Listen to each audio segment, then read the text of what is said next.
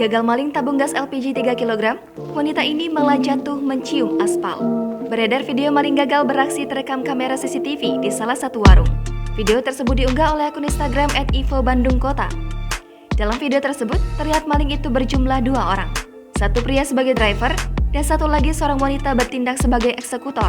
Terlihat, wanita tersebut berlari keluar warung sambil menenteng tabung gas LPG 3 kg menuju motornya. Setiba di motor, ia dengan cepat langsung menaiki motornya. Namun saat hendak maju, diduga belum duduk sempurna di atas motor, ia pun terjatuh mencium aspal. Usai terjatuh dan gas curian terlepas, ia kembali berdiri lagi dan berlari. Sontak saja, video tersebut mendapat beragam komentar dari warganet.